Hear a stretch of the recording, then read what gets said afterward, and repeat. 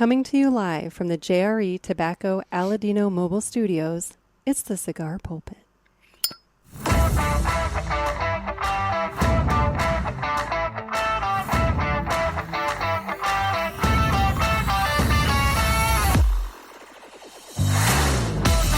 Hello, everybody, and welcome to another sermon from the Cigar Pulpit.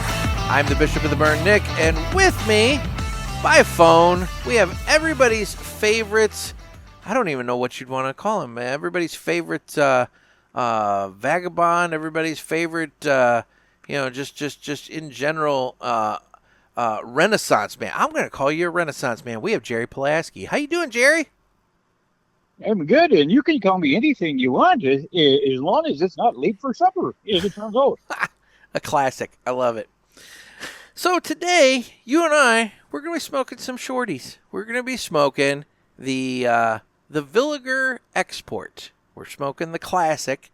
This is a 4x37 cigarello with a Sumatra wrapper and a blend of tobaccos from Brazil and the Caribbean.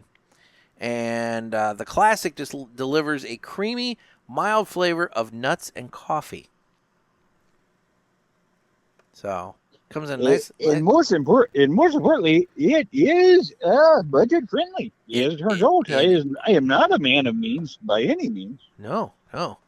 So this works very well in my day-to-day smoke, as it turns out.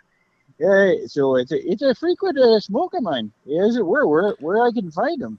Well, and while we're on that topic, Nick, I found this headpiece. Could you hear me? Okay, I got this from a bank. It's got like a microphone and earphone at the same time. So I'm not exactly sure how to use it per se. I mean, you're testing 1, 2. You're coming 1, 2, 3 there. You're coming in clear. You're coming in clear. Okay. Very good. And happy LGBLT month to you, Mr. Miller. Thank you. I do like a nice BLT. Well, let's go get a BLT there. There you go. LGBLT. Let's go get a BLT. So, a whole month to sandwiches. A whole month. So the Villiger Exports, they come in this little pack. You get 5 of them in the little pack here, and each one comes like kind of individually wrapped here. But what's nice is once you take the paper off, which, I'm taking the paper off. I guess I could do that throwback bit, I'm not going to do that anymore. Take the paper off. They're just R.I.P. Yeah, R.I.P. You get the little cigarello there, and it's already clipped on both ends. There's no specific end that you're supposed to start with. I mean, you could literally just light it up on either way, and it's already. Who's going to be the cut brought to you by then there? Well, the cut would have been brought to you by 2guyscigars.com. That's the number 2guyscigars.com. 2 Guys have been around for 40 years, and they are the trusted name in the cigar industry. Everybody knows 2 Guys, but if you don't, please give them a try. You won't be sorry. Family-owned and operated, 2guyscigars.com does the very best to provide a great selection, fair prices, and excellent customer service. So please go to 2guyscigars.com for your next cigar purchase. Tell them that the Cigar Pulpit sent you. And remember, that's the number 2guyscigars.com. And this is when I normally would cut my cigar, but it's already cut, so I don't need to, which is nice because one step ahead of you. See, there you go. See, that's the thing. These are good to keep in the glove box because they don't need to be humidified, and they're already cut. So all you really need is fire. I mean, I assume they come in very handy. I would think so. That's one less tool for you to have to carry around. Yeah. And I just usually, my fire is usually matchbooks I steal from my local Super 8. Oh, okay. I mean, so you go for the soft flame. I go for any flame, especially this month, as it turns out.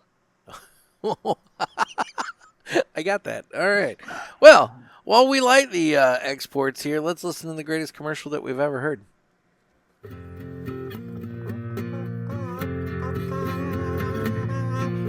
Some say cigars are all the same. It's just not true. It's you I have to blame. Well, I don't know, 'cause what I know, there is a cigar called Aladino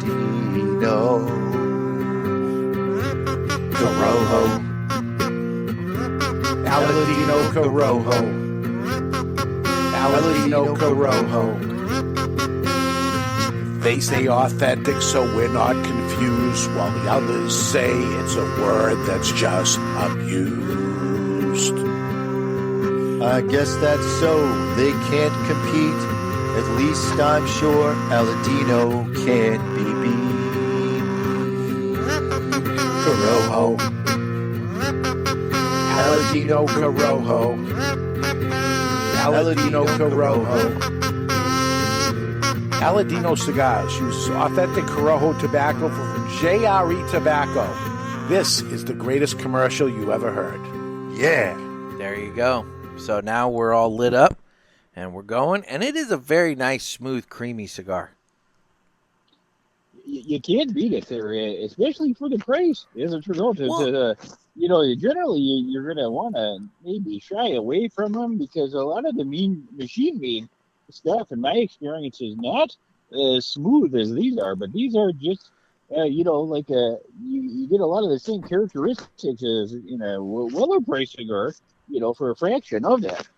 Well, and that's the thing. These don't smoke like a machine made cigar. They smoke like a nice premium, little guy.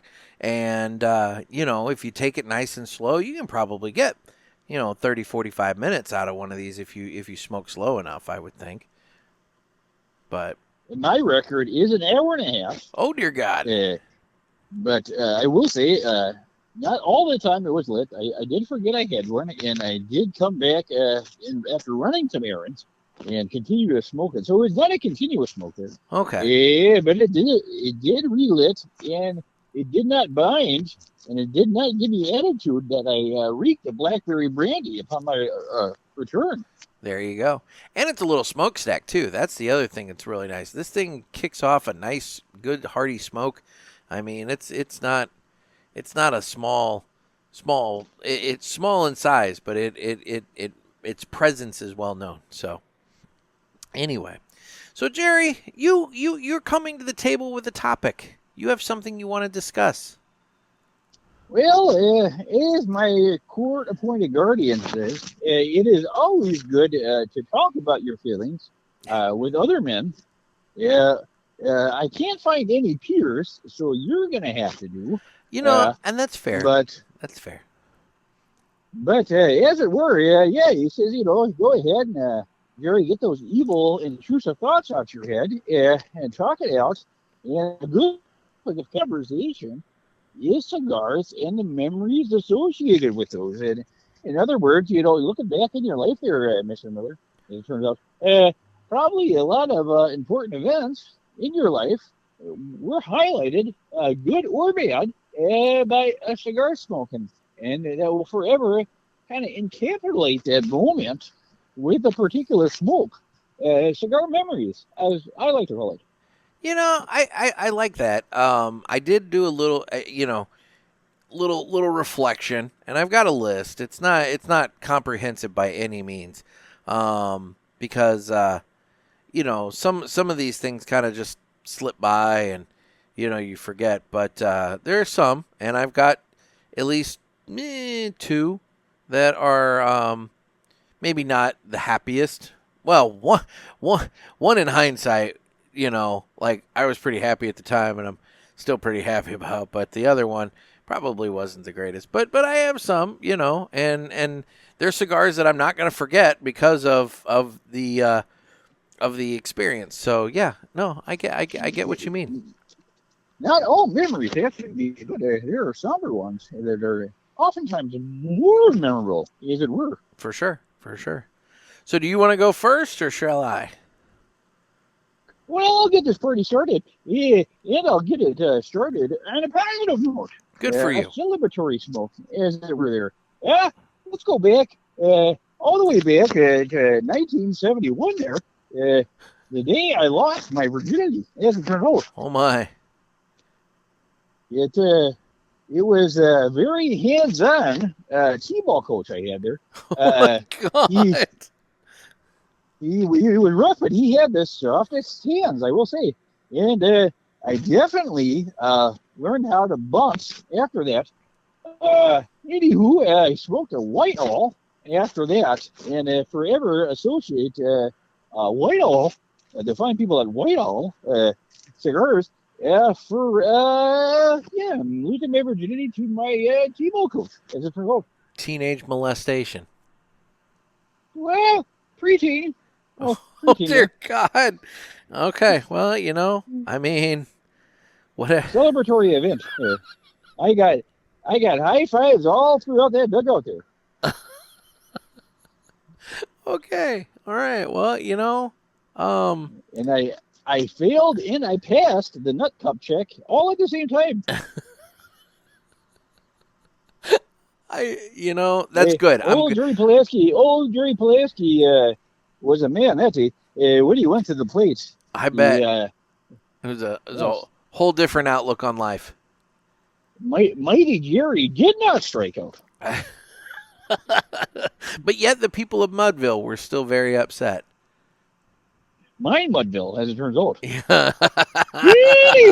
Anywho, so my first one is also one that, I was thinking about, and I'm like, I'm gonna go ahead and go with this one. I thought, like, oh, do I go with my first cigar? But like, I've talked about that on the show before and everything. But like, I'm gonna do a little flashback to the first episode when I smoked the Davidoff Late Hour, and that was the first one, the very first pulpit, the very first cigar was the Davidoff Late Hour. Back when I thought that, I don't know what the hell I was thinking. It's like I'm coming to the table with all these Churchill facts, and boy, that just went off the rails like almost immediately. But yeah, no. And he did cross dress, if I remember correctly. That was implied. That implication. That was the legend, as it turns out. That implication was put out there. I did not support that implication. I believe that there was confusion between Winston Churchill and Hoover. The FBI head, J. Edgar Hoover. Yeah. I think there was some confusion between the two men. But I don't know. Maybe I'm wrong. Maybe Churchill did like a comfortable pump. But I don't know that. That's not something. I would assume Churchill would have longer and thinner shoes, as it were. You would think, right? You would think, but he was a stocky man, so you got to figure those feet are probably fairly wide. I was referring to the size of cigar. I know. I know what you were getting at, but for those listening at home, there, that is a solid joke there, as it turns out. Okay, so what's your next one there, Jerry? Let's. Well, my next one. I'm not done with your first one there. Oh, okay. Okay. Now, did you ever think all those years ago that you would still be recording how many years and episodes later? It'll be 6 in August, and while my numbers are slightly skewed because there were repeat episodes in there and that sort of thing, technically, when I look at the files on my computer and determine like what file associates with what episode, technically I think this might be the 600th episode. But again, there are none better to have it than with your old pal Jerry Pulaski. And that's the thing. I look back at the podcast and I look at the friends I've made and things of that nature and the people I've encountered, and by God, Jerry Pulaski is definitely one that it stands out head and shoulders above the rest. So, it's one of those things. Mustache above everyone else. I would argue as well here. You do have a pretty stellar mustache, even though sometimes when it starts getting hot out, it does tend to slide down your face a little bit. Yeah, that is hearsay, as it turns out, and a preposterous lie, some I might mean, say. I think it's been seen, but that's neither here nor Some might go as far as call that a downright utter blasphemy slander. there. I'm just saying, man. There's been at least 2 instances that I've noticed where the mustache slides in the humidity and the heat there, but that's okay, you know. We all have our imperfections there, Mr. Miller. I mean, I get it. Trust me, I definitely understand. So what's your next So, one, Jerry? Are we sticking with it good? Or are we doing good, bad, Dude, good, bad? we're bouncing. I mean, I have mine in. Chronologically, or these rings? So This is the Wild West. I actually do have mine in chronological order. However, like, you know, it doesn't have to be that way if you want. I mean, you can do whatever you want. This was your show topic idea. You can do whatever the hell you want. Technically speaking, there it was John Quimby's show topic. Okay, all Because right. he got tired of me litting up his answering machine, and he referred me to the cigar pulpit hotline. But it's better to actually talk to somebody, you know, with some feedback that does not screen the calls. Some live, back and forth as it turns out. I mean, I don't So screen the calls anyway, but yeah, I get that. I will go ahead and continue this with another. Let's do another positive one, as it turns out. Okay. I had a celebratory cigar. As it turns out, I had a Gurkha celebratory cigar. And that was after I passed a test with flying colors. Okay. It was an autism test. And I am very much on the spectrum, as it turns out. But I did pass it, flying colors, as it were. Well, I'm glad for that would you. explain both my love for trains and the fact that I do inhabit them from time to time. I mean, trust me, as someone with an autistic son who loves trains, I get it, man. I get it. So I Now, after understand. Thomas the Train, does he smoke up a Gurkha? He does not smoke up a Gurkha after Thomas the Train. Now, others kind of frown upon a Gurkha, but for old Jerry Pulaski, beggars cannot be choosers, as it turns out. No, and I respect that. I mean, look, you know, if that's all you can get, that's all you can get. You know. Yeah. Jerry Pulaski's favorite flavor is free, as it turns out. My second favorite flavor is half smoked and left in the ashtray. Oh, you're one of those, huh? An opportunity comes along. You mistake it. Do you clip off the end where they were smoking on it at least, or do you just like say fuck it? Well, I generally will rub it on my pantaloons to get away of any of the lipstick or spit there. And old Jerry Pulaski will just continue where the party had just stopped and continue that. And that was the case with the Gurkha after my positive autism test, aced with flying colors. Okay. Okay. Well, then, all right. Well, there you go. I mean, I guess that would be an appropriate cigar for that. So, so my next one, I'm going chronological. So this is one of those. This is probably the darkest one of all of them. So this one, Maduro, you smoked? No. So this one was the one that I smoked in East St. Louis. No, this is one that I smoked about half of before I got called into the house and ended up it turned into what ended up being capital letters, The Fight.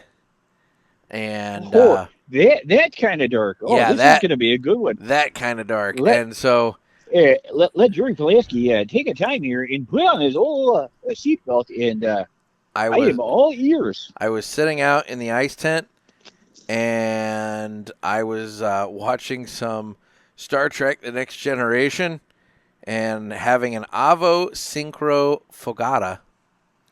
And I had bought at Total Wine, and I was smoking that, and I heard the patio door open, and I was sternly asked to come inside, and whatnot, and so I came inside, and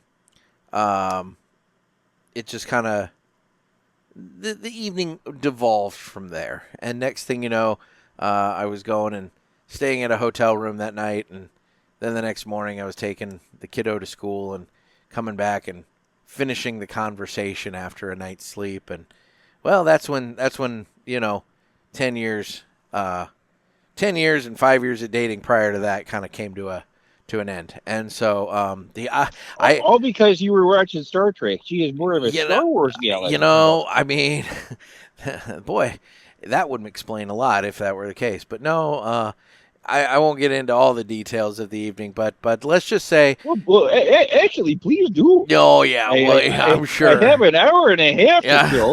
Yeah.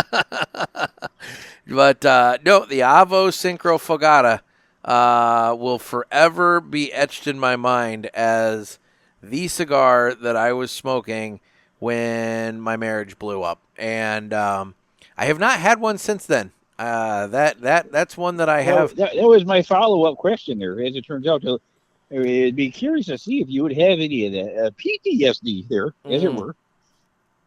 Yeah, I wouldn't. I don't know about PTSD. I mean, maybe, but this cigar tastes of chocolate, anger, hostility, and heartbreak. And it was just one of those things. I've seen it in the humidor at the Total Wine that's now 2 minutes away from me, and I've looked at it and I'm like, no, I'm not going to do that. I'm just not going to do that. And so, no, that cigar is forever in my head now as just one of those cigars I'm not going to go back to.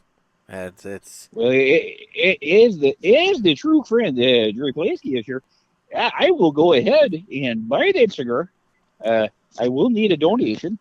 But I will go buy this cigar, and I will continue the fight on your behalf. I will find this gal, and I will continue the fight. I will bring the fight to her, and do a little, pitch in there. I'll say, how dare you talk to me that way? Here I am trying to smoke in this ice tent here, and I'll take it from there, and I will win that fight on your behalf. Well, there you go. She will be confused. I assure you. Very confused, yes. But does she own a handgun? I don't know. I mean, let's be real, man. It's been 4 years since then, so realistically, a lot could have happened in those 4 years. I mean, she might. I don't know. I don't think so. But now, I have built up an immunity to both tasers and pepper spray. Okay. To the point where pepper spray I consider foreplay as it turns out. It's a nice spice for your braised beef as well. It gets lodged in my mustache, I will say. Oh yeah. So I will have the flavor linger for a while afterwards. They call those mustaches the flavor saver, So. Yeah, it turns out. But yeah, I would be happy to report back to you in a follow-up phone call there about how this fight. And actually, you'll probably read it in your local paper that you deliver. I was going to say it'd be in my local paper. I'd be reporting about my ex-wife getting in a fight with a guy from, that was living in her crawl space. Yeah, oh God. Is the ice tent still on the property? No. The ice tent is here. I didn't. So you at least got that in the divorce. I did. That way in case I was homeless, I at least had some shelter. But yeah, so no, I did take the ice tent in the divorce. So the Avo cigar from here on will be called the Fight cigar. The Fight, yes, the Avo Syncro Fogata is the Fight cigar, which, I don't know. You could make the argument. Maybe I need to have like an exorcism of it, like where you come in and you bless the house and get rid of the bad voodoo. Maybe that's something I ought to do at PulpitFest. I could bring a box of Avos and everybody could smoke an Avo Syncro Fogata and we could expel the bad juju from it. But I don't know. I don't know. I'm thinking it's probably not worth it. I think you need to get the fine folks at Ash and Ale on the phone immediately and make this happen there. Interesting enough, there I'm keeping score at home. That is 2 cigar stories, and both Davidoff products. They are both Davidoff products. You're right. And actually, looking ahead, there goes any endorsement deal. Well, but one is a very positive, and one is definitely not. But I won't. Let's put it this way: I won't be making beautiful music with Avo anytime soon on my show. Yeah. You have a new segment where you can guess the divorce. Yeah. What was your fight cigar? You know, like call into the hotline and let me know. Yeah. Call in the hotline for the fight cigar there. But that's okay. That was the darkest one on my list. After that, it all starts picking back up, and everybody's all happy and good. So let's move on to your next one, so that I can move on from that one. Okay, we're speaking of fights there. Oh, boy. I've had many a fight with myself. A couple of rounds of with the old bald-headed boxer, as it turns out. Anywho, that leads me to my next celebratory cigar there. I joined the Half a Mile Club. Oh. Is that where you run half a mile?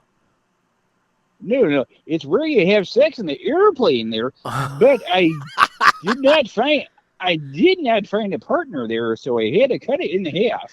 So it's only a half a mile high there. I see. So you're doing the whole five knuckle shuffle in the little lavatory there, huh? No, this was Spirit Airlines. I did it right on the plane there. Right in the seat. Okay. Well, Spirit Airlines, it probably wouldn't have been noticed. Well, it did end up costing me extra for the carry-on, but it was mostly the carry-on at my nearby passenger. But anywho, a Black and Mild was smoked, and they also did not object to that, as it turns out, because there was quite a lot of people smoking Black and Milds on that flight. I'll be damned. I didn't know that Spirit Airlines allowed Black and Milds. Yes, they sure do there. And they also, any of your listeners there, if you do want to find Spirit Airlines, they do not care if you smoke Black and Milds online and also masturbate on the flight there. So take it from me, Jerry Pulaski. Go right ahead. No questions asked.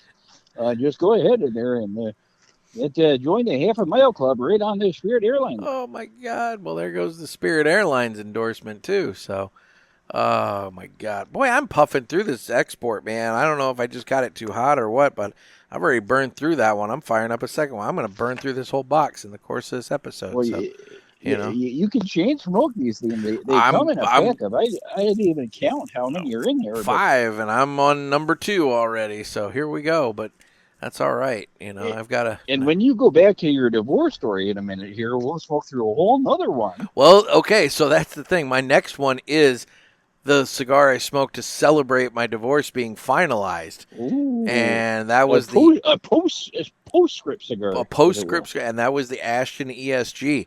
And you know what?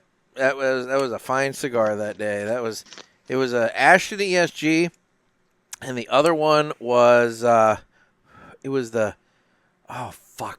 It was a Cohiba.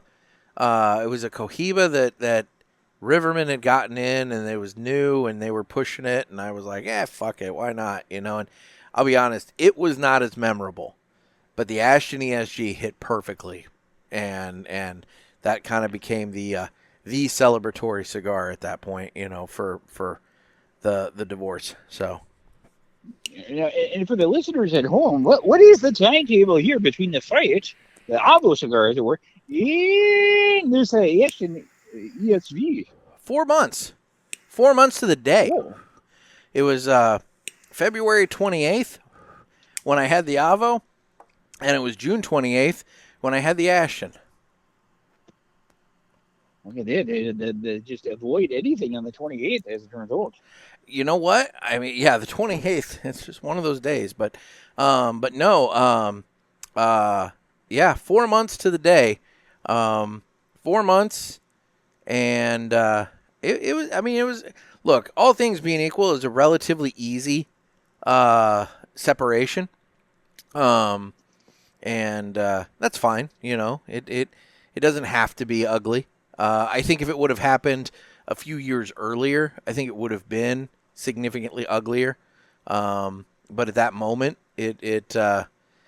I think enough time had passed. I think reality had kicked in for both of us, and I think it was just a matter of time as to when it was going to happen. And so it happened, and then at that point, we were like, all right, fine, let's do this. And, 4 months to the day, I was smoking in Ashton and enjoying the fact that my life could start fresh again. So, yep. So if you want to start fresh, smoke Ashton. It turns out there. Have you smoked the cigar? Have you smoked the cigar since? The ESG, yes. And does it still taste like diverse? It tastes like victory, is what it tastes like. D-I-V-O-R-C. Because that was the same cigar that I had when I dominated the cereal challenge on the podcast. That's right there. That is a victory. You have a freight cigar, and you have a victory cigar. And that is the beauty of a celebratory cigar. See, John Quimby was right there. This is a good topic. It is. You got the memories there, and it's good to relive these memories and talk through them, good and bad. Well, and I respect the fact that you're saying, like, you need to talk things through with another guy, because guys don't talk about their feelings enough. And I'm not saying that we need to be all like, mamby-pamby and like going around and like, oh, I want to hear all about everybody's feelings all the time. But I think as a society, we expect guys to bottle everything up.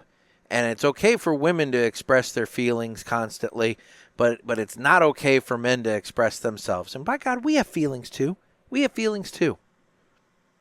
So I think the history has shown there it's okay when a guy eventually does express it, opens up. There's plenty of good examples of that through history. Ed Gein comes to mind there. Jeffrey Dahmer, Ted Bundy there.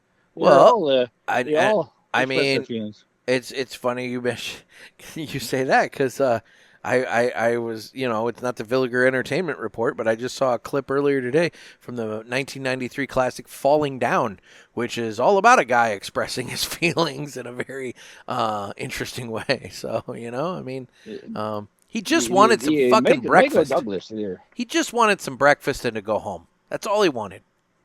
That's all he wanted. Well, that's what you get. What he should have had is an Ashton ESV. He should have. Yeah, it would have been much more satisfying than a McMuffin. Yeah, falling down, more like falling up, as it turns out. Well, Mr. Miller, I will take your somber cigar memory and raise you a somber cigar memory. Okay. And I don't know where you were on 9/11. Oh my God! I was in community college, but I wasn't smoking cigars at this point. But this is going to be where are you, Jerry Pulaski, about to go with this topic? Just real life, sharing from the heart. That's what I thought we were doing here. Well, anyway, I'm very curious as to what you're going to say here. Well, it's actually not a laughing matter. I did actually lose somebody very close to me during the tragedy of 9/11 there. And he was one of the best pilots of the Middle East. Oh, dear God. It turns out. Oh, my God. And in the somberness of the whole thing, all I could think of was to smoke a Swisher Sweet. The Swisher Sweet was what you went with when you were okay. All right. down in the dumps, it just America Strong there. It was a very somber day. Yeah, old Jerry Pulaski there. Okay. Smoking a Swisher Sweet. It reminds me of a movie. Oh God, hang on. I'm gonna talk amongst yourself. I'm gonna have to fucking Google this. While you do that, I am also laying out my second Villiger Export. Okay. I am. Oh, fuck. What is his name? Son of a bitch. This sucks because, like, I know his first name, but apparently a lot of people have that first name, and I'm trying desperately to... I'm going to figure this out. Because I know... Okay. Shit. Yeah, this is one of those times where, like, I'm on the spot and I can't figure this out. Here we go. Okay. All right. Oh, no. Don't do that.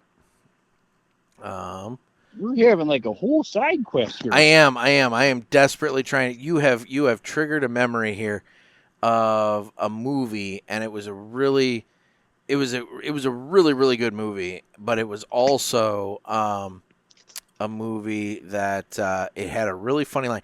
So the movie is called The Big Sick, and it was from 2017, and it stars Kumail Nanjiani, which he's a Pakistani comedian. He's been in a bunch of shit. I mean, if you see him, you know him. I like him. I think he's super funny. But it's got him. It's got Ray Romano and Holly Hunter, and the movie. Of course, come on. Why in the world? It's not letting me expand out the description here. Basically, his character falls in love with another student. You know, they're college students, and his girlfriend contracts a mysterious illness, and he essentially he finds himself forced to face her feisty parents, his family's expectations, and his true feelings. And so over the course of this, you know, he kind of comes to realize that, you know, she's great and all this kind of shit. But at one point, he's sitting in the cafeteria at the hospital having food with Ray Romano. And for whatever reason, Ray Romano says this line to him about, like, I want to talk about 9/11. And he just kind of looks at him like, what? And he's like, well, I've never gotten to talk to somebody like you about it. And basically says, like, what are your thoughts on 9/11? And Kumail just goes like, we lost a lot of good guys that day. And like, and he's like, and Ray Romano's shocked. He's like, I'm joking. But anyway, it's funnier probably when you see it. But anyway, but The Big Sick, I actually really do recommend that movie. It's a good movie. I did like that movie. But anyway, for what it's worth. It kind of sounds like you made this film up. I swear to God, I just found it on IMDb. 2017, The Big Sick. It's a great movie. What did it get on the IMDb score? Oh, I closed it out. You're going to make me bring it back up. Hang on. 7.5 out of 10. It is a decent score, is there? With 147,000 reviews. So, you know, for what it's worth, it's got a number of reviews, and it was nominated for one Oscar. So, you know. Ironically, yeah, we are smoking Villigers and talking about the Villiger Entertainment. Mm. Yeah, I know. We're talking about a movie and not in the Villiger Entertainment section, but anyway. But it's also a true story. I'm pretty sure, if I remember right, this is the story of what happened to him when he met his wife. So they like made a movie basically about what happened to him and kind of like how like he and his wife got together and you know, the trials and tribulations they had in the beginning of their relationship and shit. So, I don't know. It's a good movie. I liked it. But anyway, moving on. So. My next summer cigar is I am all out of good memories. It is only sad memories from here on out. I've only got good ones left. So, okay, we can balance each other here then. Well, I am the pessimist of the two of us. It appears there. I mean, But anywho, you've lived more life than I have. That's true.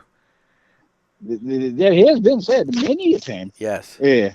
But anywho, I had I lit up a cigar after I got a cancer diagnosis, Okay. and it said in the old newspaper there that I was gonna meet somebody and find somebody, and I was also compatible with Geminis, as it turns out. Mm-hmm.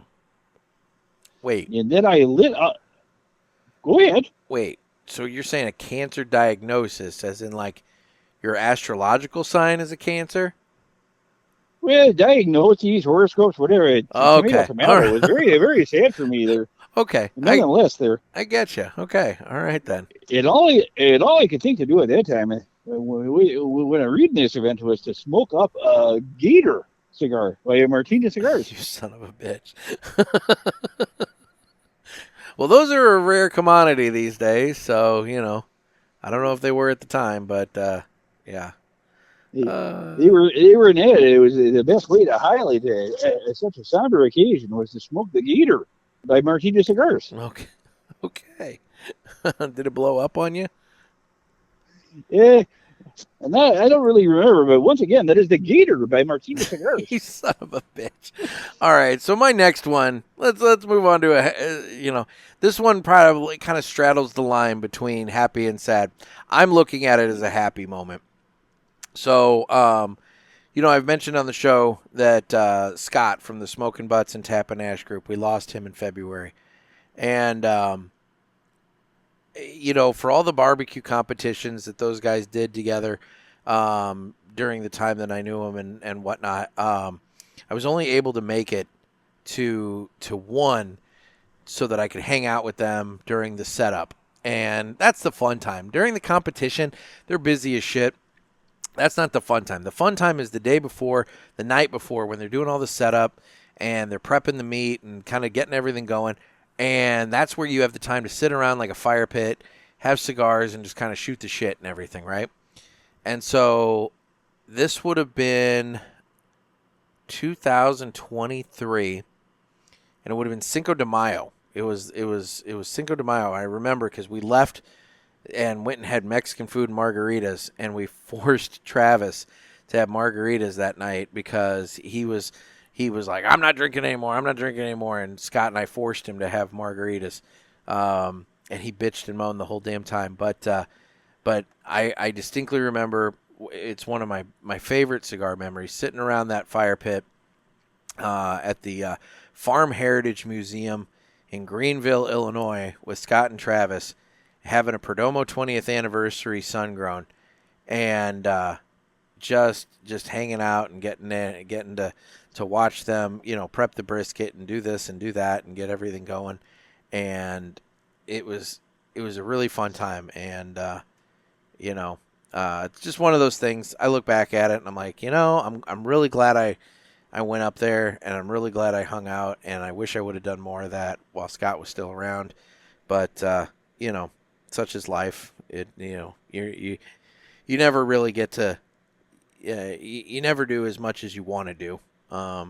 But such is life. But anyway, so that's my next one. That, like I said, you could argue straddles the line between the two, but I choose to look at it as a happy memory.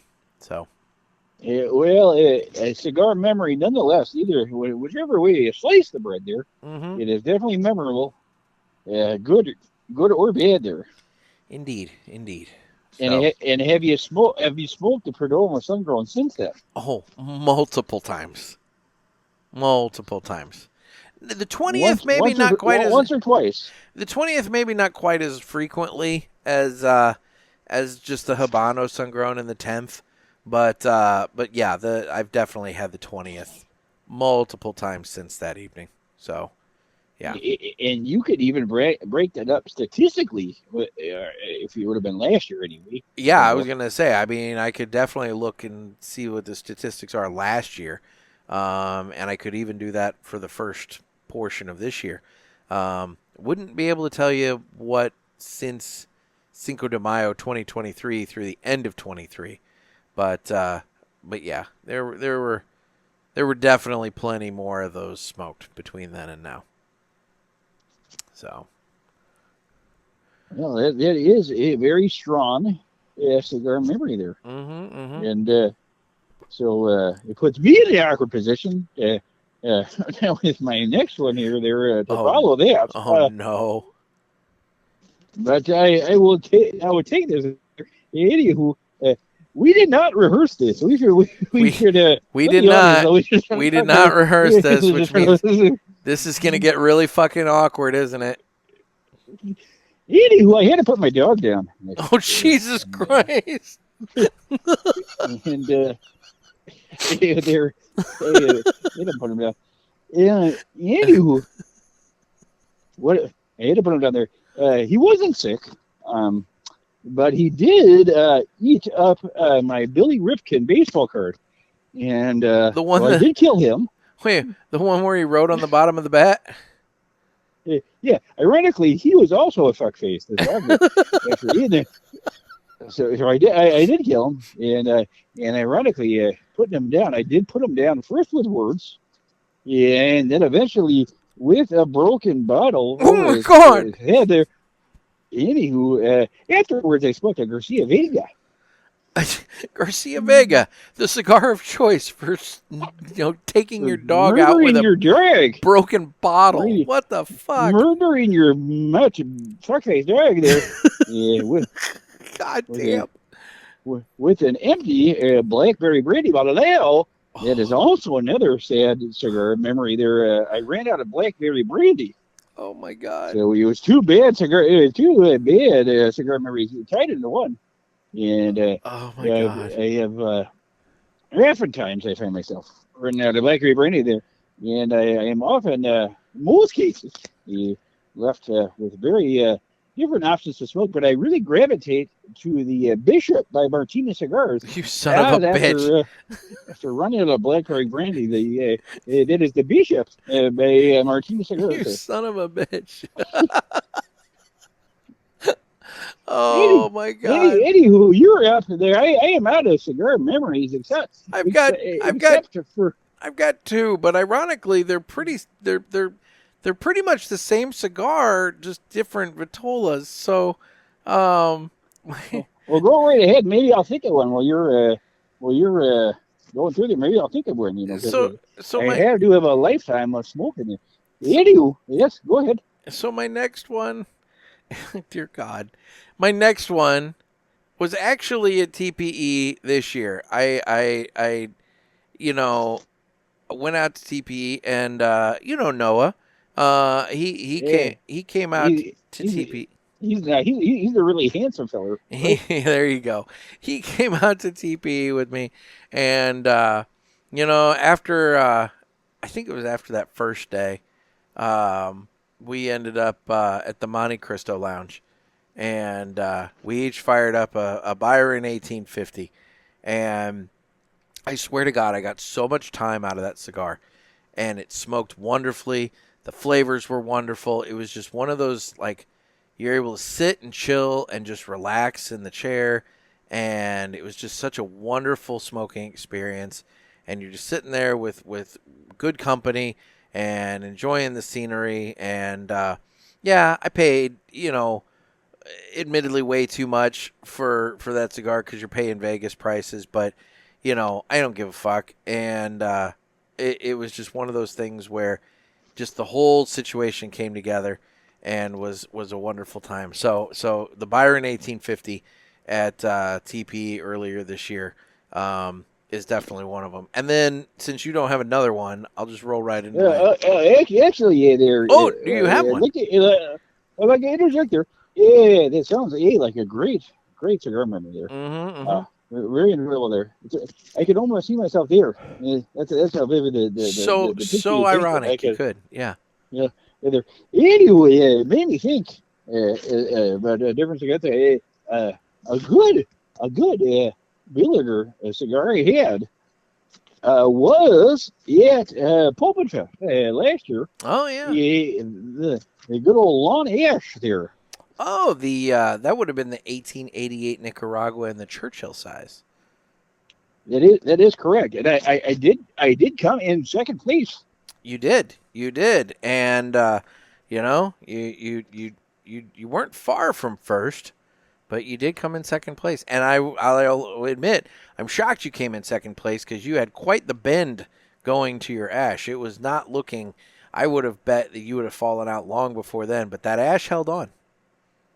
I think I would have won. I mean, obviously it was rigged, but aside from that, it was rigged, huh? Yeah, yeah. Aside from that, my mustache, I think, knocked over the ash at the end there, costing me 2 wounds ultimately there. Gotcha. But that was a very good cigar memory that you just made me think of sharing your last cigar memory. And it was Renee from Villiger that decided that the Churchill was the one to do that contest with. He was the one who opted to go for the longer cigar for that. So.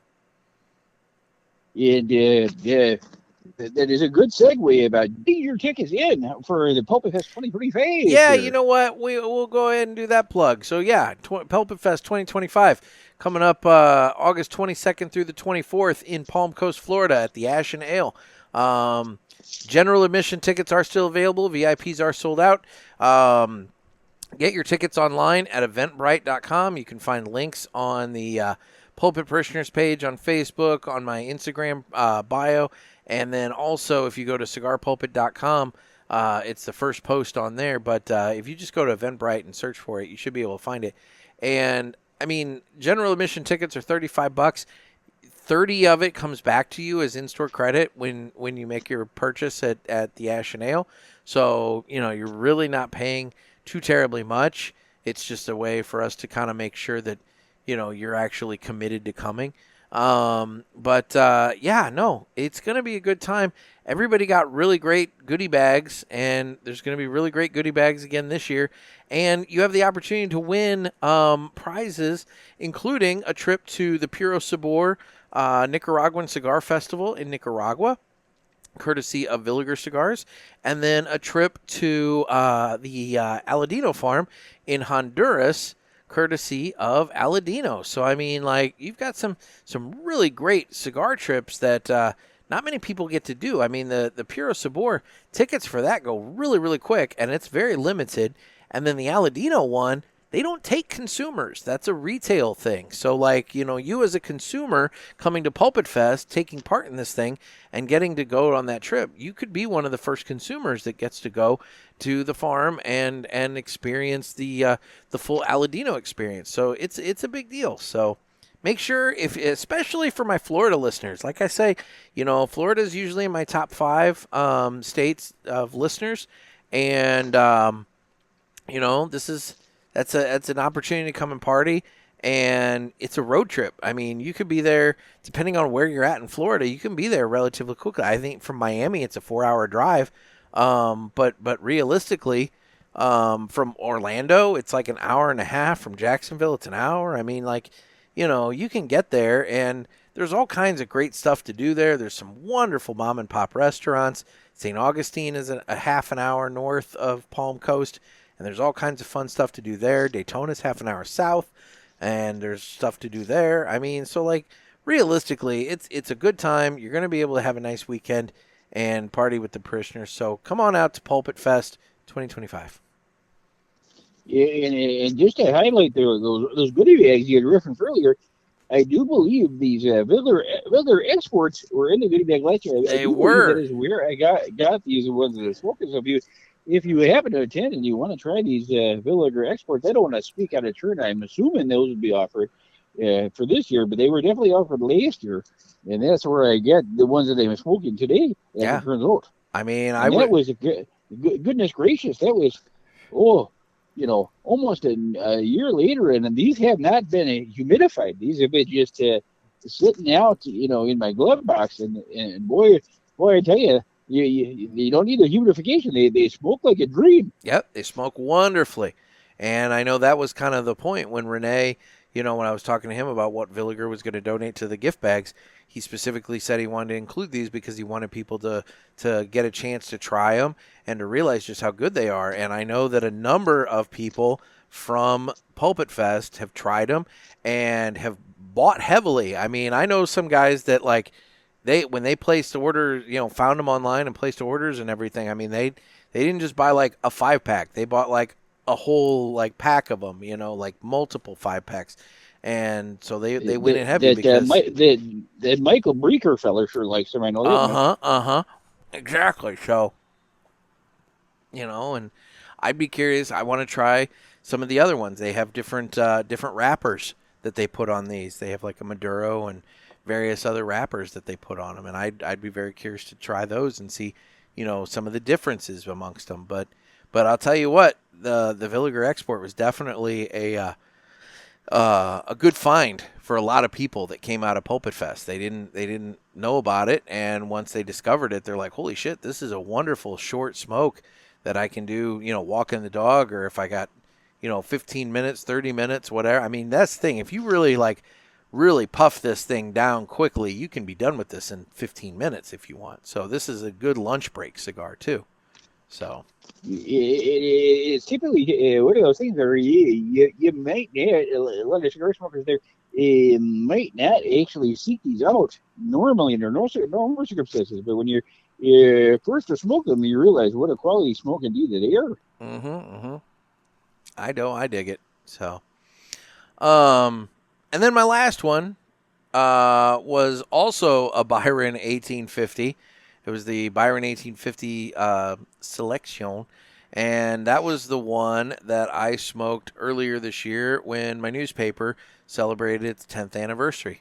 And I'd been sitting on that Byron for quite some time. It came in a Cigar Authority care package. I don't know if it was December of 23 or I guess it was 23 or 22. I can't never remember. I think it was 23. And I'd been sitting on it, and I wanted a special moment to smoke it. And originally I was going to smoke it when I got fully moved into the new house, but I had to start smoking other things because I had the show to do. And so I didn't, that wasn't the first one smoked here. And so then it became like, okay, well, when am I going to smoke this thing? And I ended up smoking it when my paper turned 10. And it was a wonderful cigar. It was just smoked like a dream. I, again, got like 2 hours out of it. It was just a wonderful experience. So yeah. So the Byron 1850 makes the list twice. It must be a quality cigar there. And not to be outdone, to close this segment, I would like to add another cigar memory that just occurred to me. Oh boy! As I light up my Canum, not one, not two, but a third Villiger Export here. Oh man! Is this very moment right here? See, the cigar memories can happen anywhere. And this is going to make the list here. Just as talking with your friends there. In my situation, I am currently smoking at a local battered women's shelter. Oh my God! Chain smoking these here. I do find there, if I tuck my mustache away, especially this month, they don't ask that many questions if I am a battered woman or not. Oh my God! On this Let's Get BLT sandwiches month, they're having their. I'm chain smoking there, and they seem perfectly okay with it. I do have to kind of, like I said, tuck my mustache, and I do have to flinch anytime anybody comes near to really sell it. But oh my God, I have been chain smoking is here. I have been staying at the shelter for over a week now, and nobody has said anything. So I think I found a new home temporarily, and I will say the Wi-Fi is great here. I mean, I thought you had a place. Last time we spoke, didn't you have a place? I do, and I do currently have a place there, but I am behind on rent. Oh. And I am kind of limited with funds there. So I took a little break. Dodging the landlord. Yeah, dodging the landlord and kind of getting my ducks in a row. I have found a way to earn a little more money. I found an employment website where all these different fellas are offering me different types of jobs. There's a website there called Grindr. Oh There, no! there all these men coming out of the woodworks offering me all sorts of different kind of jobs. Yeah, yeah. I I'm mean, not exactly sure what a look, double hand job Dutch rudder is, but I'm willing to find out. $20 is $20, man. Mm-hmm. Oh You my! you could buy a couple for you could buy probably with two of these 5-pack Villigers for $20. I I would mean, think. I don't know. I don't know what the MSRP on a pack of 5 of these goes for, but I mean, yeah, you could at least pick some up. You know. Mm. It's to the point there. Cigar memories can happen when you least expect them. There's the point that they can come in. At somber times, they can come in exciting times, and just live in the moment times. All Cigar right. memories. Okay. Okay. Well, all right then. Well, that's it's a good segment there, Jerry. That was good. I think Ow. John Quimby typically not right about a lot of things here. Uh, for instance, whether I'm allowed to leave the stage or not without his approval, a little a nosy Nelly, if you ask me there. Yeah, but yeah, he was right about this. Sharing some of your life experiences with a fellow man there. There you go. All right. Well, let's move on and let's do this now. It's time for the Villiger Cigars Entertainment Report, brought to you by Villiger. Villiger Cigars, one of the leading cigar and cigarello manufacturers in the world, founded in 1888 and still family owned and operated. Head over to VilligerCigars.com and check the store locator to find a shop near you that carries them. We guarantee that Villiger Cigars will be a wonderful addition to your humidor and cigar rotation. All right. So, as everyone who's been listening to this knows, I've been watching King of the Hill, and I'm now down near the end. I'm very close to the end, so hopefully here soon I should have something new to talk about. I do have plans to go see the new Mission Impossible movie, so the next episode I'll be able to talk about that at least. We are starting to get into the point in the summer when more movies are going to be coming out that I am going to be more interested in seeing. And so, there should be some movies to discuss. But, yeah, in terms of what I've been watching, I've been very busy. And so the only thing that I've managed to squeeze in is just kind of mindless TV, something just to watch and kind of turn the world off, has been King of the Hill. And I'll tell you, I keep saying it every time, some of the humor in that, it just went over my head when I was littler. I love that show. It's so funny. There's so much just dry humor in it that I just never caught before, and I've become a very big fan of that show. But anyway, And the King of the Hill is actually tropical right now with that Indian feller. Yeah, the guy who did the voice of John Redcorn ended up getting into a shootout and killed, which that's unfortunate. He also played. There was an Indian character on Parks and Recreation, and that was him as well. But he had a rough go this year, man. His house burned down, and his dogs passed away, and he kind of had a little bit of a flip out at like a cast party thing, and now, this is going on, and 55 years old, ended up getting shot and killed today. So maybe if he would have had an Avo cigar, he could have avoided all this fight there. see, Yeah. I think I think the Avo would have been the thing that would have been like right before the fight, So like he needed a Byron to sit and chill is what he needed. He didn't need the Avo. As my mama would always say, never bring a bow and arrow to a gunfight. Oh my God, that's true. I mean, John Redcorn bringing the bow and arrow to the gunfight. So,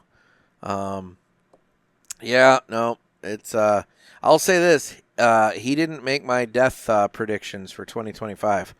So, Yeah, there's a lot of other candidates that are ahead of him. Mm-hmm. That's true. Ow! And that was me burning Did you hear?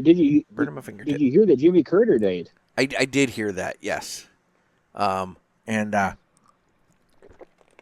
was awkward because that happened like literally right after Noah and I put out the death prediction episode, and so we had to like do a real quick little like I swear to God we didn't kill him kind of thing. But yeah, it did happen. But I don't know. There's a couple other people that are not looking too great. I mean, Billy Joel had to cancel his concert tour because of like brain stuff, and who else have I heard about that's not doing too great? I mean, that's the thing. It's like there's a handful of people that I've heard. It's like, that's not good. But yeah, death comes for us all in all different ways, which leads me to my next what I had watched. Me and a couple of the gals from the shelter went and saw the Final Destination movie. Oh, okay. And talk about a couple of unlucky rascals that movie had. Yeah. It seems like an awful dark movie for you and some battered women to go and see. Well, it was my choice. I picked the movie. Of They course. didn't know what they were seeing, and a couple of them were crying there. Oh But anyway, God. anywho, the death comes in all different arrays for these people. They just cannot escape death's grasp. Spoiler alert, as it turns out. Yeah. Okay. Well, yeah. So did you like it? Because I've heard mixed reviews. I had somebody else tell me that they thought it was that they didn't care for it. I mean, if you like cheesy death, which I happen to very much enjoy, Yeah. it was entertaining, which is really at the end of the day, really what the point of a movie is. As it were, I don't anticipate any Oscars coming from this film there. Well, no. But an entertaining way to spend your day. Okay.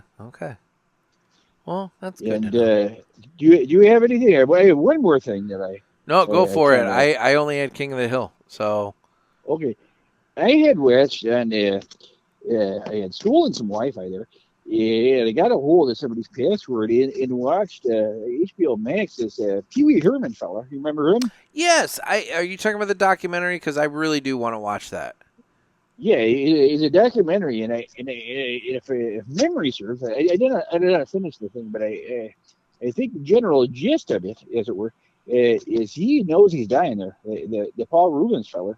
Yeah. And he goes and he knows he's dying there, so he basically does a recap of his life, and it's almost like a live action obituary where the guy is still alive.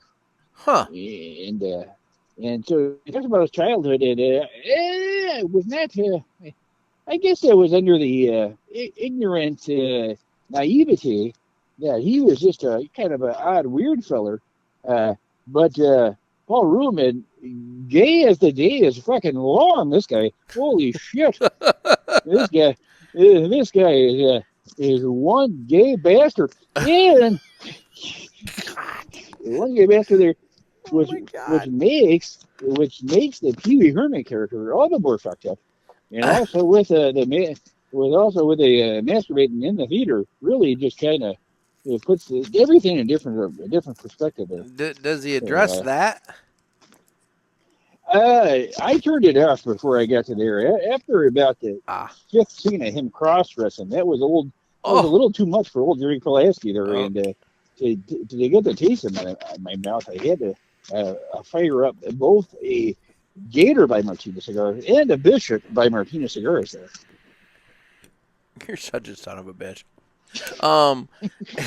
So like, okay, all right. Well, good to know. I am curious to watch it because I did hear that he had done it kind of before his death and he knew he was dying. So I find that concept to be kind of fascinating. Like you said, the live action obituary. It's kind of one of those interesting concept. A bit too revealing for my eyes, as it were. But, I mean, revealing is a good way to put it. He really puts it all out there. So, I mean, look, man, if you know you're gonna die, it's like, what's the point in hiding shit now? I guess, but yeah, I mean, I don't know. Well, if I ever get something like that, I will collect some funds and try to do a live action obituary. I don't own a camera per se, but I do have a couple Polaroid cameras I could kind of put together, like maybe like a scrapbook, and where oh you God, it's the thing where you put the pictures and you swipe them real fast, it's and it looks like they're it's moving. gonna remind me of that movie Memento, with all the fucking Yeah. Polaroids. Interestingly enough, I don't have a very good short-term memory, as it turns out. Oh, so are you covered in tattoos and shit too? Anyway, the next thing I would like to recommend that I saw is the Pee Wee Herman documentary. Have you seen this? The Paul Rubens documentary? Max? You heard about this? I have, yes. Okay, there's that short-term memory loss. So, oh God. Well, all right. Well, do you have anything else for this? This has been a very the Villiger people are getting a money's worth today about smoking the cigar. Cigar memories and the segment there, the money well spent. And to be and we talked about that other movie, the big sick, So I mean, that film that you made up, yeah. I did not make it up. I swear to God, it's actually a really good movie. But it's both funny and heartwarming and whatever. So and it's a drama. It's a comedy drama. I would say that would describe it well. So. Let's do what? Let's do this now. Oh wait, you got something else that you want to? I don't have anything else. No. Okay, all right. Let's do this now. I'm dying, Nick. It's time to fly high with Blackbird Cigars. Blackbird Cigars offers you remarkable quality using the most delicate and finest tobacco to always ensure that you're receiving unsurpassed cigars. Blackbird Cigars strives to give you undoubted repeating flavor for every cigar you smoke and impressive quality so that you can always expect greatness. Check out their website for a full list of stores carrying Blackbird Cigars and give them a test flight. Blackbird Cigars, can't clip our wings. All right, so now in the Blackbird segment here, we're going to talk about a woman in the 1960s.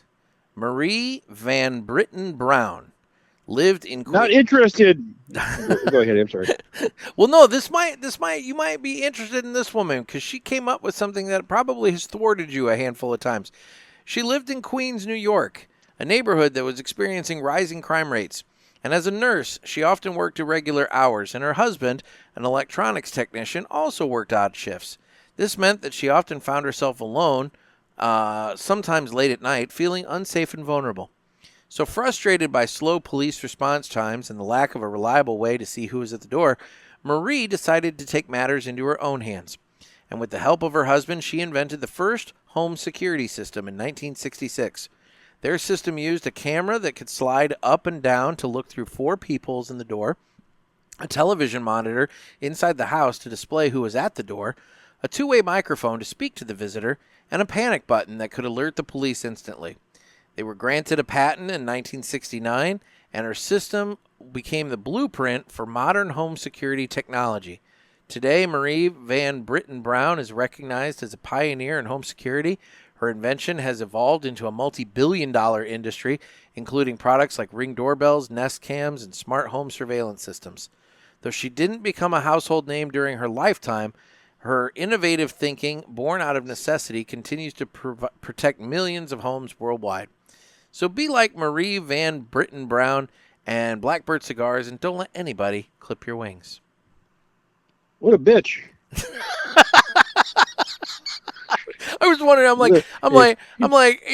I'm looking at stories about things that for this segment, and I knew you were coming on, and I'm like, boy, here's the woman that invented the home security system, and I'm going to be talking to Jerry Pulaski, and boy, this just seems ironically perfect. Nosy Parker, if you ask me. Mind your own business there. Like, what business is it of yours if you want to live in her crawl space? It's what I say. I mean... It is what I say. There you... Oh, my God. Oh, fuck. Well, anyway. So, yeah, there's that. I still need to get with Pinky to record more fun facts. So even though this is Friday, I do not have a fun fact for you. Unless, Jerry, you have one off the top of your head that you wish to share with people. I do not have a Pinky fun fact. Actually, I do, as it turns out. Oh, okay. A fun fact. Now, this one is not really seasonal, as it were. It's just more of probably a fun fact around Christmas time, but desperate times, I suppose. Hey, I'll take whatever. So Dean Martin, Eartha Kitt, and George Michael there. Oh God! All had famous Christmas songs. They did. Eartha Kitt with the Santa baby there.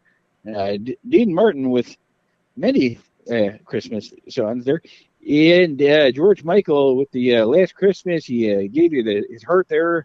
All that sorts of things. He gave the next day he gave it away. Yeah, he gave it away there. Anywho, all three of these people, known for their Christmas songs, all died on Christmas Day. Really? And that has been a Pinky's fun fact. Really? Yeah, interesting. Yeah. To revisit this one around Christmas time. I was gonna say, that's a.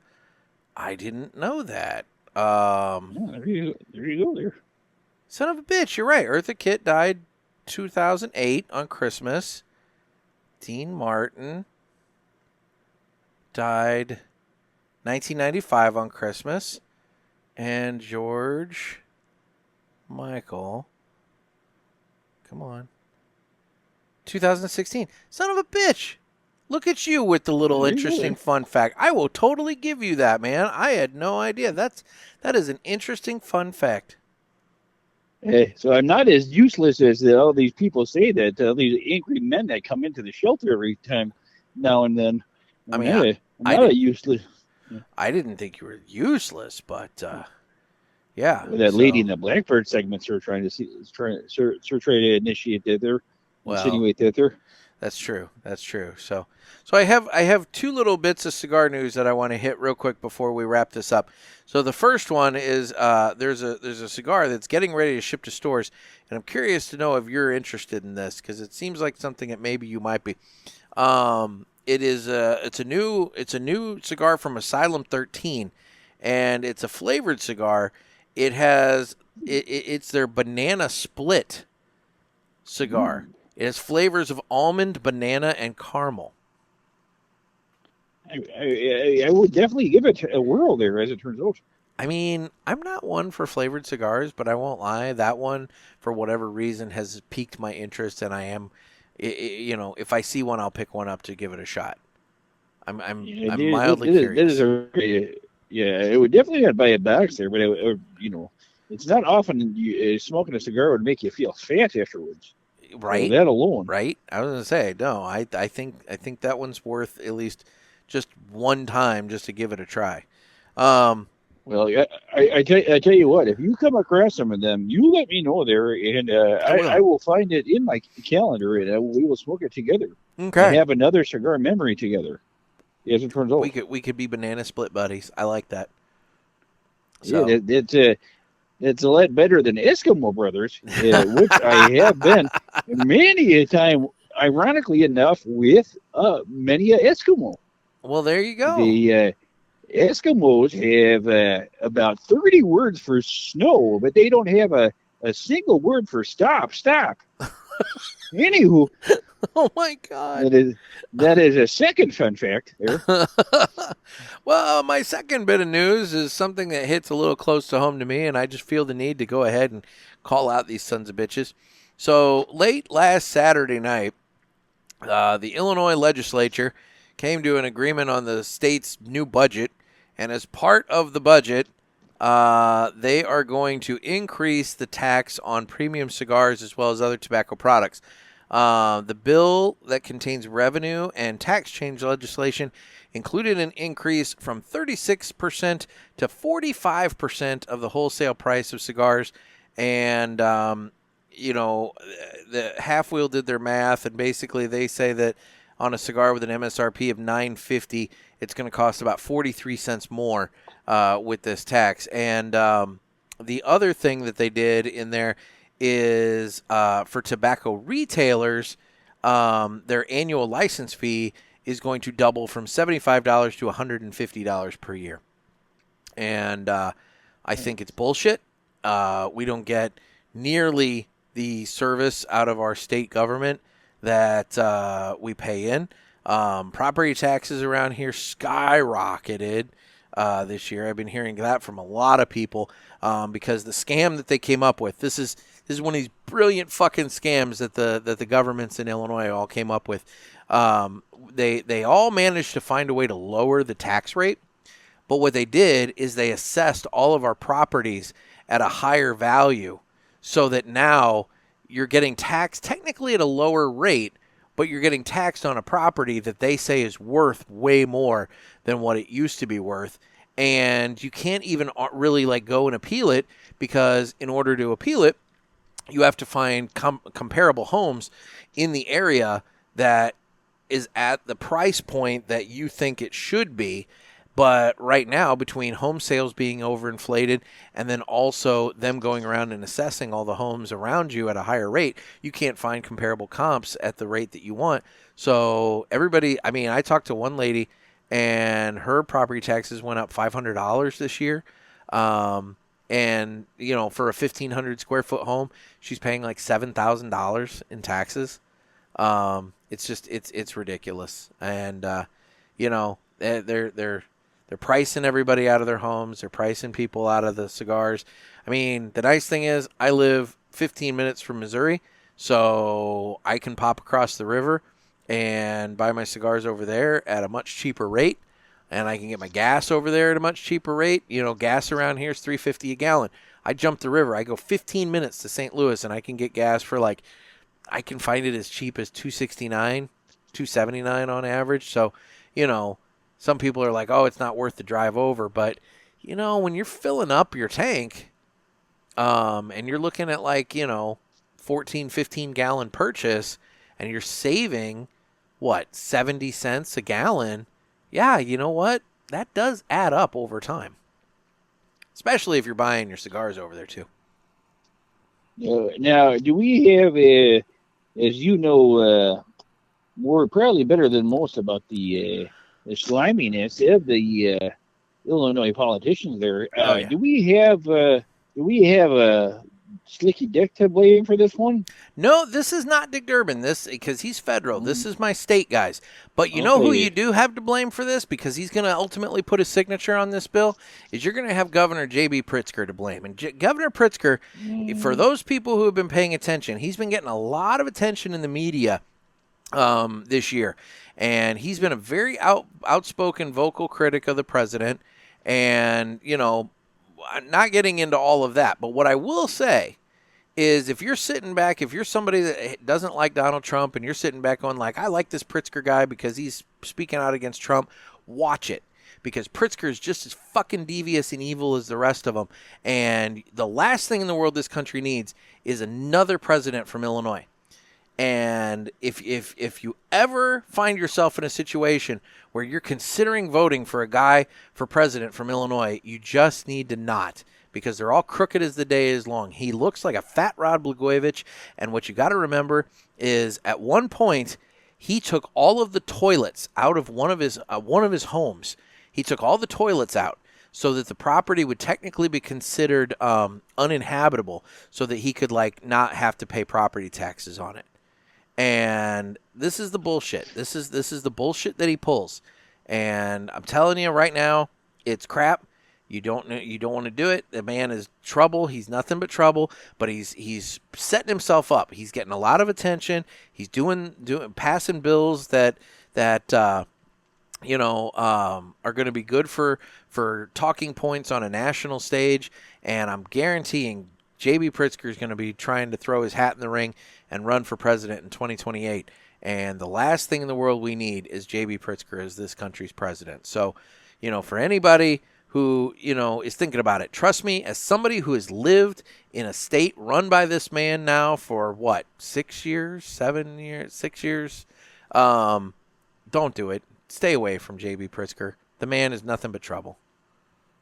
So just as a outsider looking in there, if you do any traveling through Illinois, whether you're driving there or you happen to be in the undercarriage of a vehicle, there is lots of tolls in Illinois, probably more so than any other state that I've ever been to. Up north, and I don't know if that's related at all, but up north, yes, we don't have toll roads down south. All the tolls are centered around Chicago. But we don't have tolls down here. But on the flip side, our roads down here are utter shit.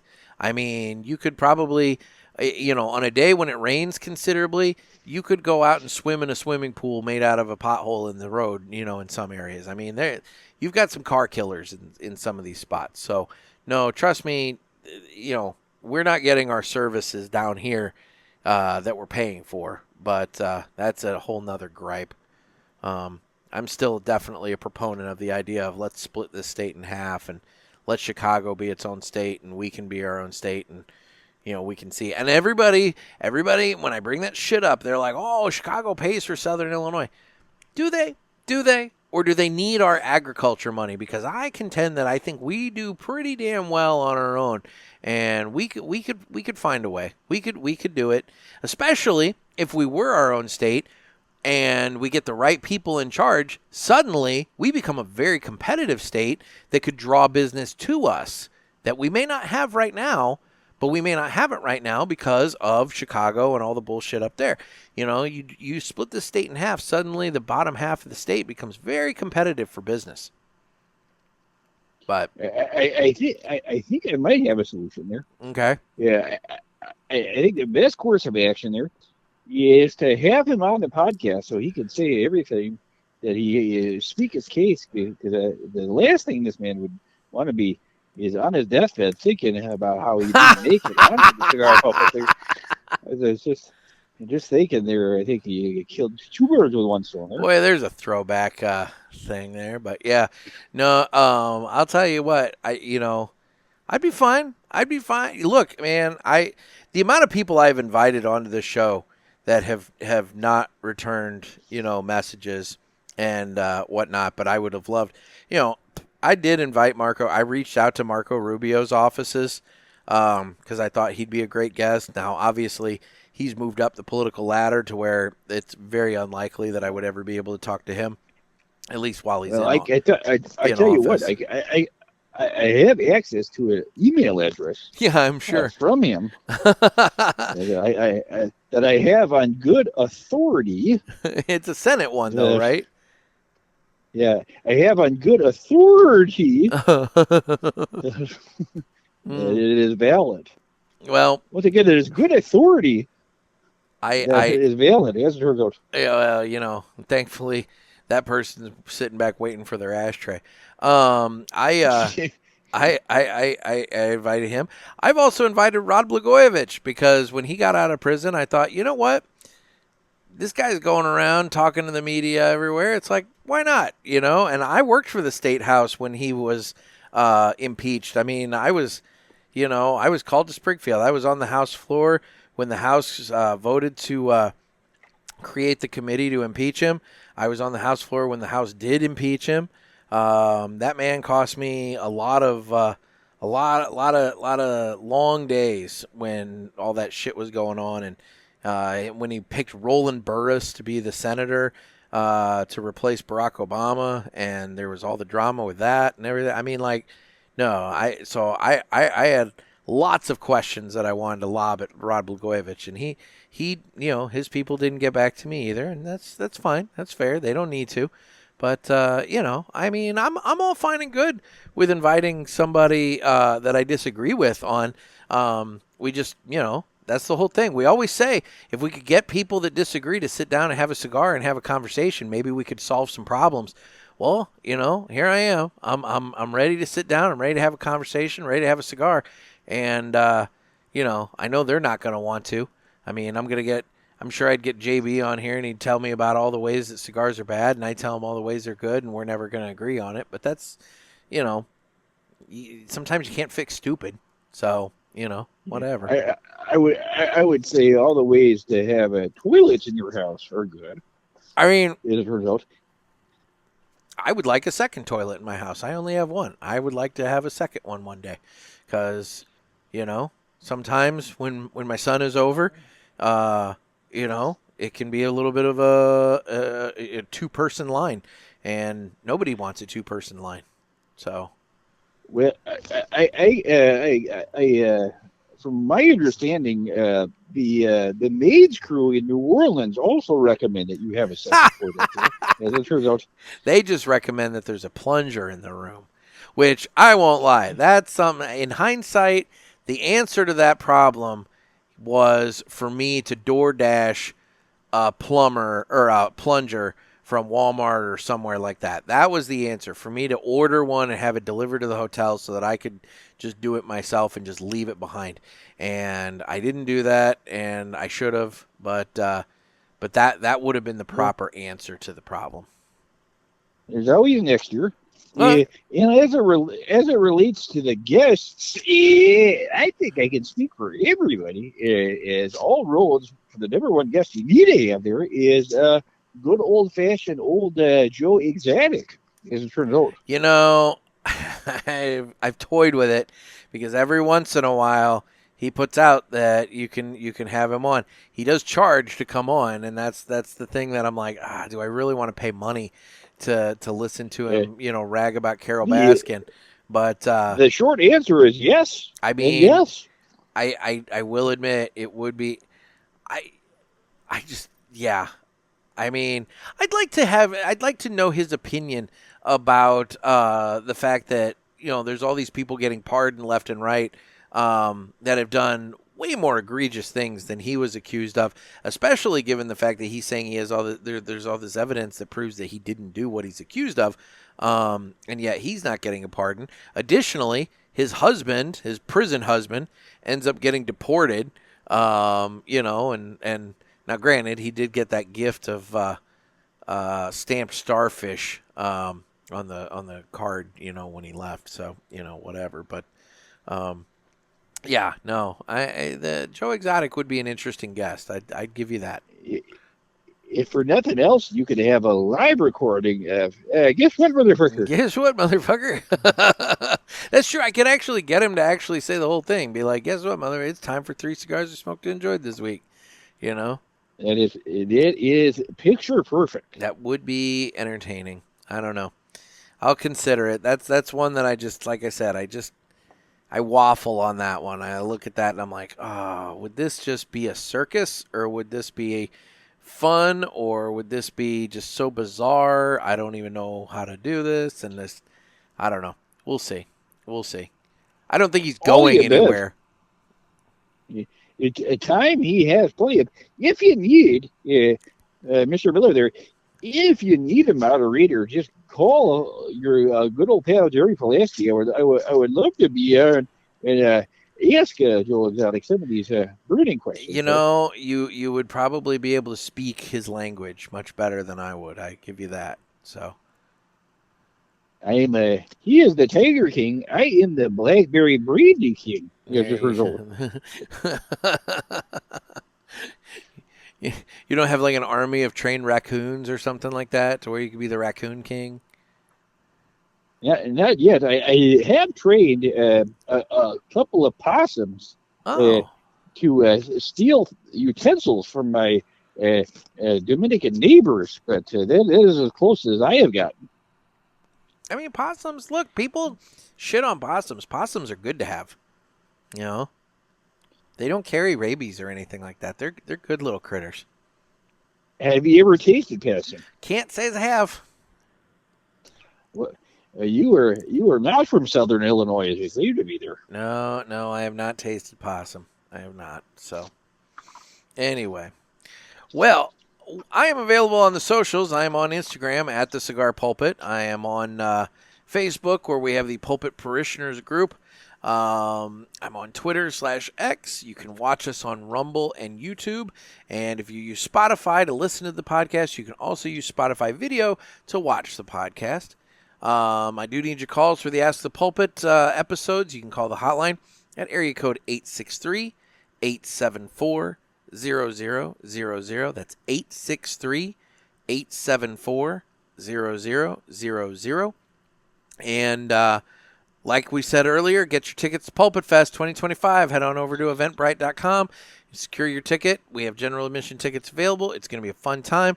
You're not going to want to miss it. There were a lot of people that had the fear of missing the FOMO last year. And, don't have it 2 years in a row. Come on out. Come and party with us. It's going to be a good time. So, there you go. And, Jerry, you don't do the socials.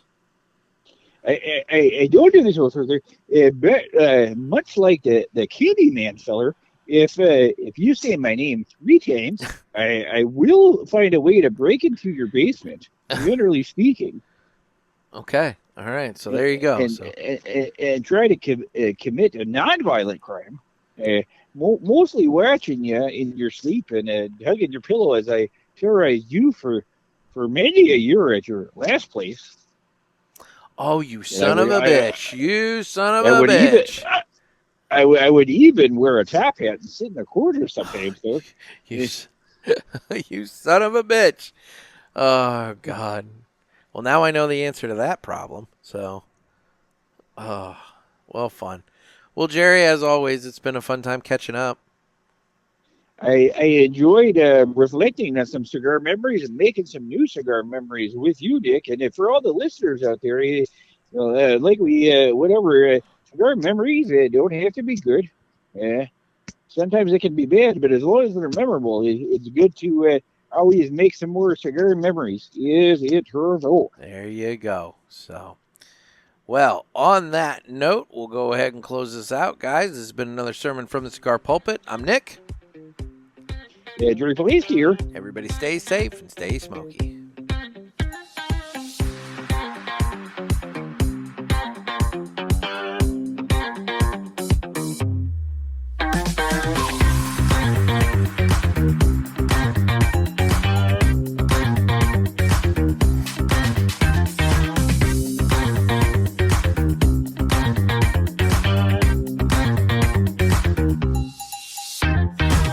Thanks, everyone.